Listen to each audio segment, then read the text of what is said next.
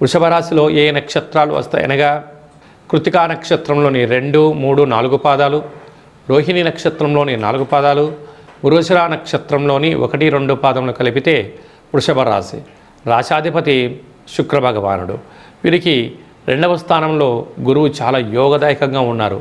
పట్టిందల్లా బంగారం అవ్వడం, వృత్తులలో, ఉద్యోగాల్లో, వ్యాపారంలో ఉన్నత శిఖరాగ్రాల స్థాయికి ఎదిగి సభల యందు, సమావేశాల యందు మాట్లాడేట అధికార యోగ్యత కలుగుతుంది. కాకపోతే అష్టమంలో ఆయుస్థానంలో ఆరోగ్యకారకుడు రవి, రుణరోగ శత్రుకారకుడు కుజుడు, కుజదోషము, బుద్ధికారకుడు బుధుడు, బుధాదిత్య రాజ్యయోగము, అక్కడే శుక్రుడు రవిచేత హస్తగతమయ్యాడు కనుక చాలా జాగ్రత్తగా ఉండాలి అని చెప్పి జ్యోతిర్విజ్ఞానం తెలియచేస్తుంది. బంగారు ఆభరణాలు, వాహన ప్రమాదాలు, బ్యాంకు లావాదేవీలు, ఓటీపీలు దొంగలించబడే పరిస్థితి చాలా అధికంగా ఉంది.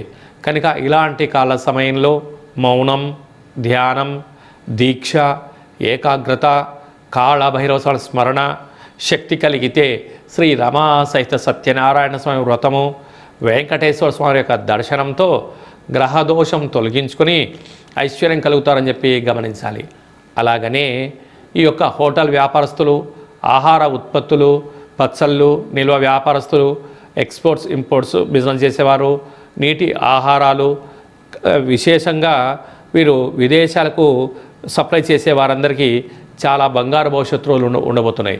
కాకపోతే తొందరపాటు నిర్ణయాలకు ఇది సరైన సమయం కాదు. కొత్తగా ఏదైనా పనులు ప్రారంభించాలనుకున్న వారు కొద్ది కాలం వాయిదా వేసుకోవడం ఉత్తమోత్తంగా భావించగలగాలి.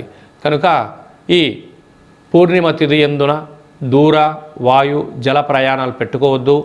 ఉండబడిన వాటితో సర్దుకుపోండి.